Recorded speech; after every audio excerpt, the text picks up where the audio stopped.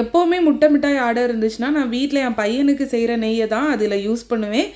நெய் வந்து கம்ப்ளீட்டாக காலி ஆகிடுச்சு. அதனால் காலையிலே ஃபஸ்ட்டு வேலையாக நெய்யை ரெடி பண்ணி வச்சேன்னா தான் முட்டை மிட்டாய் பேக் பண்ணும்போது அது கரெக்டாக செட் ஆகி வந்திருக்கும். அந்த நெய் சூடெல்லாம் ஆறி கரெக்டாக இருக்கும். முந்தின நாள் கடைக்கு போகும்போது தம்பி வந்துட்டு மஷ்ரூம் வாங்கிட்டு வந்திருந்தான். அப்போ நான் நேற்றுக்கே நினச்சிட்டேன் இன்றைக்கி வந்து காலையில் லஞ்சுக்கோ பிரேக்ஃபாஸ்ட்டுக்கோ சேர்த்தே மஷ்ரூம் பிரியாணி ரெடி பண்ணிட்டோன்னா ரொம்ப ஈஸியாக முடிஞ்சிடும் அப்படின்னு நினச்சிட்டு ஃபஸ்ட்டு நம்ம மஷ்ரூம் பிரியாணிக்கு அரிசி வந்து ஊற போடணும்.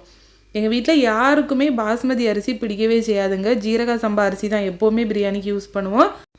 வீட்டில் கொஞ்சமாக ஜீரக சம்பா அரிசி இருந்துச்சா ஒரு 3/4 கப்பு போல் அரிசி மட்டும் நான் எடுத்து ஊற போட்டேன். ஏன்னா பையனுக்கும் எனக்கு மட்டும் லஞ்ச் ப்ரிப்பேர் பண்ணுறதுனால இது கரெக்டாக இருக்கும். மத்தியானத்துக்கு மேலே வந்துட்டு நான் எங்கள் அம்மா வீட்டுக்கு போயிடுவேன். இன்றைக்கி எங்கள் அம்மா வீட்டில் என் தங்கச்சி வரா. அதனால் அங்கே போயிட்டு நைட்டு மேக்ஸிமம் அங்கேயே சாப்பிட்டுட்டு வந்துடுவேன். அதனால் லஞ்ச் மட்டும் ப்ரிப்பேர் பண்ணாலே போதும். நெய் பார்த்தீங்கன்னா நீங்கள் எப்போவுமே காய்க்கும்போது நல்லா லோ ஃப்ளேமில் வச்சே ரெடி பண்ணுங்கள். அப்போ தான் அது கரெக்டாக வரும். தம்பி மஷ்ரூம் வாங்கிட்டு வரும்போதே அதோட கலர் பார்க்கும்போது ஒயிட் கலர்லேயே இல்லை. எப்போவுமே என் ஹஸ்பண்ட் வாங்கிட்டு வரும்போது நான் பார்ப்பேன் அது கலர் நல்லா ஒயிட்டாக இருக்கும். தம்பி வந்துட்டு அதிகமாக கடையில் போய் இதெல்லாம் வாங்கினதே கிடையாது. அவனுக்கு அதனால் இதை பற்றி எதுவுமே தெரியவும் செய்யாது. நான் வந்துட்டு அவன் வாங்கிட்டு வந்தோடனே பார்க்கும்போதே ஒரு மாதிரி தான் இருந்துச்சு. ஆனால் நான் டேட் பார்க்கும்போது எக்ஸ்பைரியெல்லாம் ஆகலை. சரி ஓகேன்னு சொல்லிட்டு காலையில் எடுத்து ஓப்பன் பண்ணி க்ளீன் பண்ணலான்ட்டு பார்க்குறேன். ஃபஸ்ட்டு ஒரு மஷ்ரூம் எடுக்கும்போதே அதோட அந்த கலர் வந்து ரொம்ப டார்க் ப்ரௌன் கலரில் இந்த மாதிரி இருந்துச்சு. சரி ஒரு மஷ்ரூம் தான் அப்படி இருக்கும்னு சொல்லிட்டு இன்னொரு மஷ்ரூம் எடுத்து பார்த்தா எல்லாமே போச்சு. நான் வேறு ஜீரக சம்பா அரிசி ஊற போட்டும் வச்சுட்டேன். இனிமேல் என்ன பண்ணுறதுன்னு சொல்லிட்டு யோசிச்சிட்டே இருந்தேன்.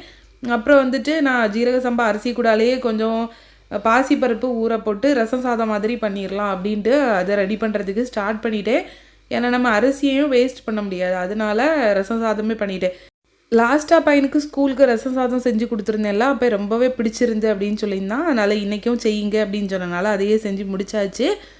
அப்படியே முட்டை மிட்டாய்க்கு உள்ள வேலை தான் போயிட்டுருக்குங்க. ஏன்னா இது பேக் ஆகுறதுக்கு ஒரு 2.5 மணி நேரமாவது ஆகும். அதனால் அதை வந்துட்டு பேக்காக வச்சோன்னா தான் ஈவினிங் கொரியர் போடுறதுக்கு கரெக்டாக இருக்கும். மார்னிங் பிரேக்ஃபாஸ்ட்டு செஞ்சு முடிக்க ரொம்ப லேட் ஆகிட்டுங்க. அப்புறம் நான் லஞ்சுக்கு தான் இதை சாப்பிட்டேன்.